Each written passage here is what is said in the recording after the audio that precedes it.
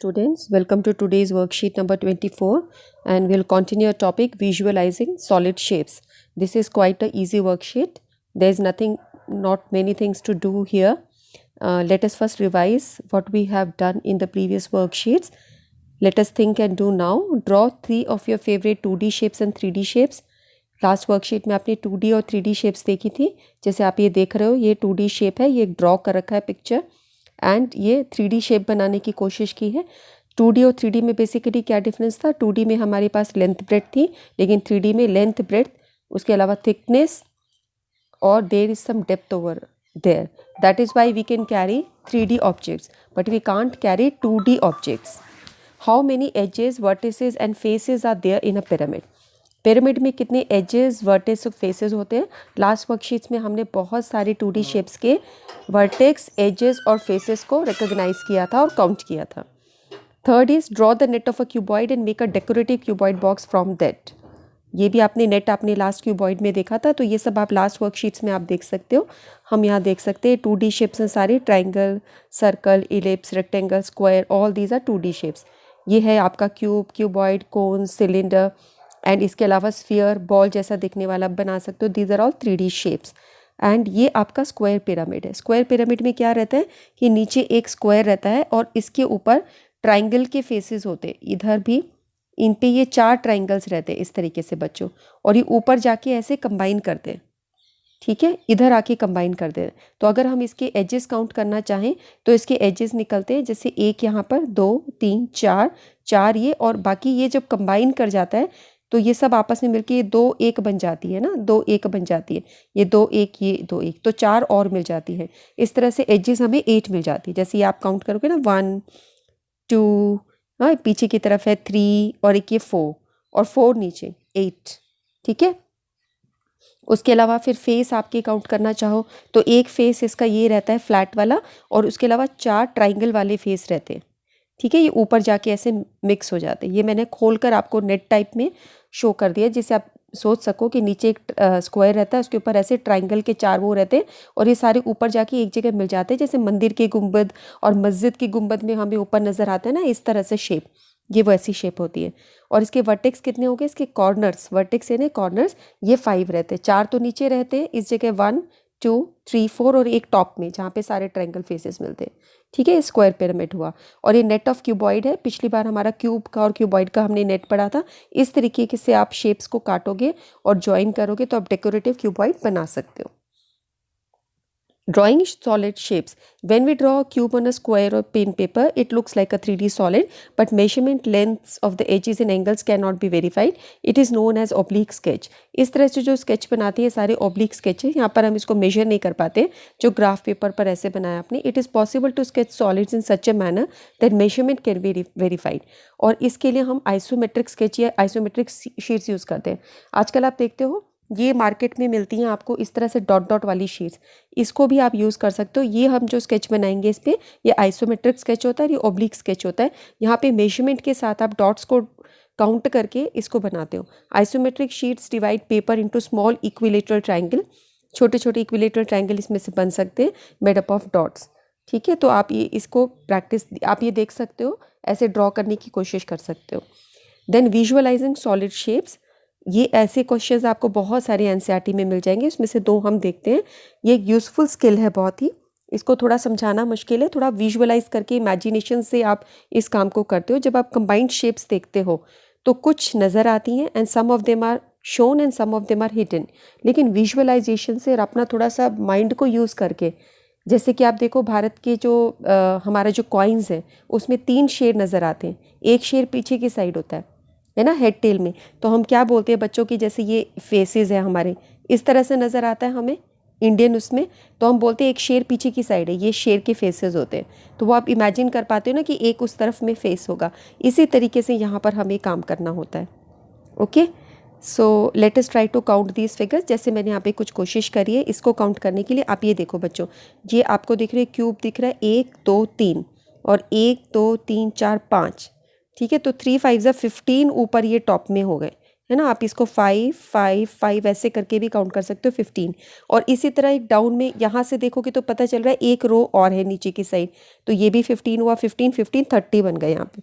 और जब इसको देखोगे तो बाहर वाले को देखिए 1 2 3 4, 4 इधर हुए और 4 नीचे हुए तो 8 हो गया, ठीक है। और 1 2 3 4, 1 2 3 4 5 6 7, 7 हम यहाँ देख सकते हैं, ठीक है। और इसके नीचे भी ऐसे ही सेम रो होगी तो 7 7 14, ये 14 जो ये पहले मैंने लिखा है यहाँ पर, ये 14 बन गया।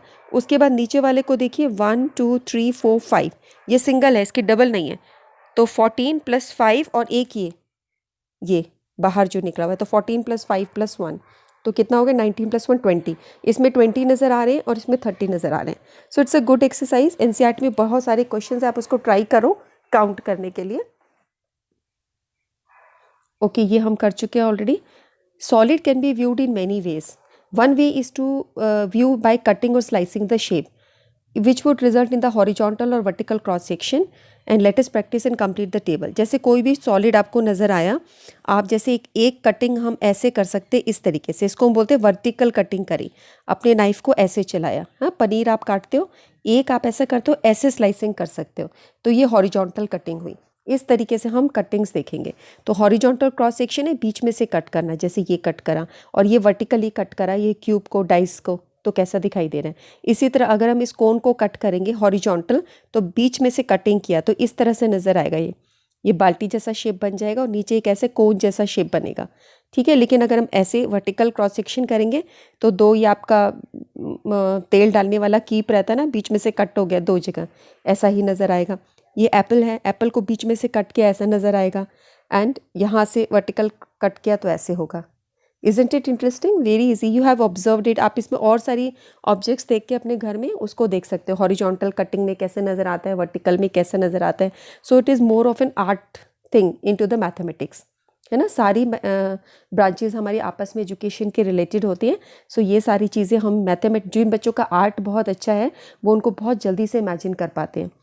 Shadows are a good way to illustrate how three-dimensional objects can be viewed in two-dimensional. Keep a torchlight. आपने साइंस में कई शेडो एक्सपेरिमेंट्स करे, तो जैसे आप एक टॉर्च रखते हो, उसके रास्ते में अगर कुछ चीज़ आए तो वो एक शेडो क्रिएट करती है, आपको पता है ना। तो अब आप शेडोज़ को ऑब्जर्व करोगे, जैसे आप यहाँ पर नोट कीजिए, टॉर्च के बीच में अपना हाथ रखिए और दीवार पे देखिए कैसा शेप दिख रहा है। तो आपने अपनी फिंगर्स को ऐसे रोल किया है कि एक क्रो जैसा या डक के जैसा फेस नज़र आ रहा है। इसी तरह यहाँ पर देखिए कैसे नज़र आ रहा है, बार्क जैसा। एंजॉय करो और मुझे कमेंट सेक्शन में बताओ। ये मैं बचपन में बहुत किया करती थी। जब मैंने फर्स्ट टाइम सीखा था, हमारे घर में लाइट जाती थी बच्चों, तो हम एक वो लगा लेते थे लैंप, और उसकी रोशनी से दीवार पर हम लोग बहुत सारे शेप्स को हमने इन्वेंट कर लिया था। So it was such a good fun और बहुत अच्छा लगता था। Do it and comment section में कमेंट करिए कि कितनी शेडोज़ आपने निकाली। अच्छा, ये क्वेश्चन भी आपको एनसीईआरटी में मिलेगा यहाँ पर, कि जैसे हम ऑब्जेक्ट्स को डिफरेंट डिफरेंट एंगल से देखें तो कैसे नज़र आती। एक आर्टिस्ट अपने व्यू में इसको दिखाता भी है। जैसे कार को आप देख रहे हो, ये साइड व्यू से देखोगे तो कार ऐसे नज़र आएगी। टॉप व्यू से देखते हो, कोई ऊपर फ्लैट से टॉप से देख रहे हो तो ऐसा दिखाई देता है कार का। फ्रंट व्यू में ऐसा नज़र आता है। अगर तुमने इसको ऑब्जर्व नहीं किया हो, आज के बाद ऑब्जर्व करना शुरू करो कि एक ऑब्जेक्ट को हम साइड से, ऊपर से, नीचे से देखते हैं तो कैसे दिखाई देता है। ऐसे बहुत सारे क्वेश्चंस आपको, डे टू डे लाइफ के क्वेश्चंस आपको एनसीईआरटी बुक में भी मिलेंगे, कि टेबल फ़ैन है, सीलिंग फ़ैन है, वो टॉप में कैसे नज़र आता है, अलमीरा है आपकी, साइड से कैसे दिखाई देती है। तो अब यहाँ पर हमने कुछ एकदम क्यूब्स वाले क्वेश्चंस ले लिए। जैसे साइड व्यू में ये क्यूब कैसे नज़र आएगा, आप इसको साइड से देख रहे हो एक तरफ से खड़े होके ना, तो ये आपको ऐसे दिखाई देगा कि ये इस तरीके से। टॉप में देख रहे हो तो सिर्फ ये चार ये ऐसे नज़र आएंगी, ऐसे सिर्फ ये ऐसे स्क्वायर जैसा चार ये।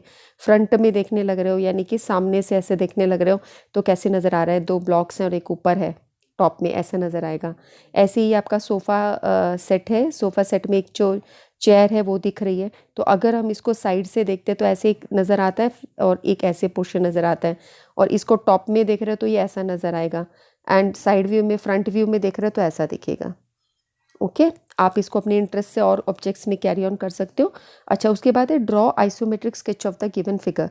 ये फिगर आपको दे रखी है, इसको कोशिश करो एक एक डॉट लेके आगे कंबाइन करके इसको बनाने की कोशिश कीजिए।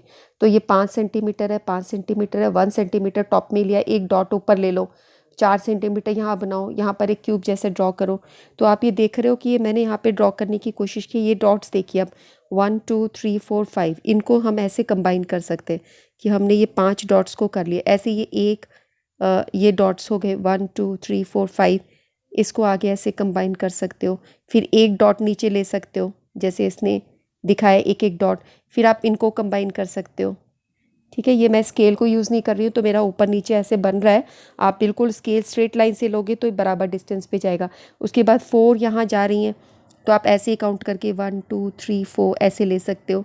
फिर ये इधर आ जाएंगे। इसके ऊपर फिर आपको एक क्यूबॉइड बनाना है तो ये एक साइड नीचे लिया और यहाँ पर क्यूब, इस तरीके से आप इसको ड्रॉ कर सकते हो।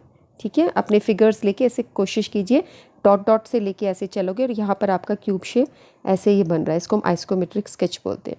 सो आपके लिए इंटरेस्टिंग क्वेश्चंस आज ये रहेंगे कि एक तो ये बहुत इंपॉर्टेंट क्वेश्चन है बच्चों, ये आपके एग्जाम में आता है, जो फेस वर्टेक्स का जो लास्ट वर्कशीट में थे और इस वर्कशीट में, ये आपको हमेशा याद रखना है कि कैसे काउंट करते हैं एजेस, फेसेस, वर्टेक्स और क्या उनके नेट होते हैं।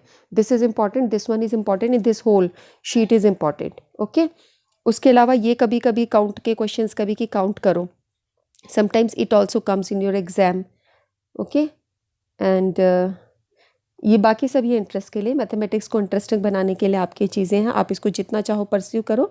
कमेंट सेक्शन में कमेंट करना बच्चों कि कैसा लगा आपको, शेयर करना इसको एंड लाइक करना। Will meet in the next worksheet. Till then take care, bye bye.